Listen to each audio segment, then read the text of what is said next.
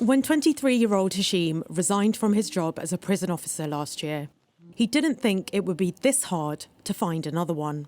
At the time, I thought it would be easy, but it was actually the opposite, the complete opposite. I've gone on Indeed and things like that, and they haven't even replied to me, so it's been quite difficult. He's put in more than 50 applications and is now running out of options.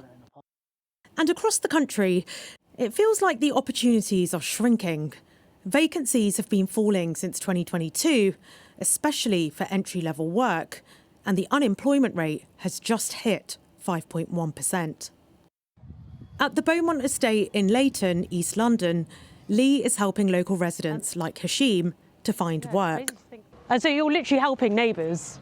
You're helping neighbours, and also it's like the Bush Telegraph, like I said. So, you know, I've helped a father. The father's asked me to help his daughter. He says the current jobs market is the toughest he's ever seen.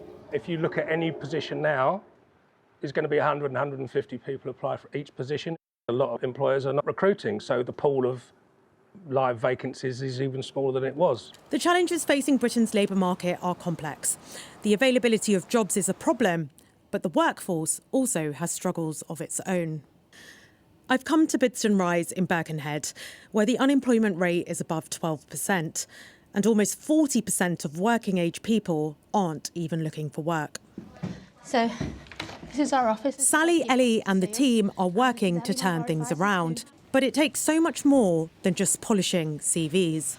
I'd say about half the people that we're working with have been facing some sort of debt. We've had one person that we supported who their debt had caused them to be cut off for their internet and their telephone, which meant that they couldn't do things like get online to do job search. Sometimes you get a mix of people have the ambition, but they think that, oh, but people like me don't do that. And it's trying to get past that confidence barrier. A third of the residents here are on universal credit. A similar proportion have a reported disability, and rates of depression are more than double the national average. Mick is a landscape gardener by trade, but has been out of work for a decade since losing both his legs, the second to vascular disease. I mean, I'm quite lucky. I know I'm getting on a bit now, but I've lost my legs, but I can still do a certain amount of stuff. There's people out there who struggle to get out of bed in the morning, but they're having their benefits cut because they're saying they're fit for work. It's ridiculous. Mental health challenges are easy to dismiss, but they can be just as debilitating as physical disabilities.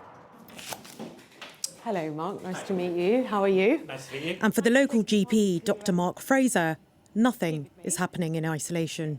The cost of food, the cost of energy, the cost of housing, cost of clothes, things have gone up considerably in price. Where the bread line used to be, we're down to the breadcrumbs line. There's no doubt that it's very difficult for you to contemplate healthy living when you're awake all night worrying about if you can afford the next bill.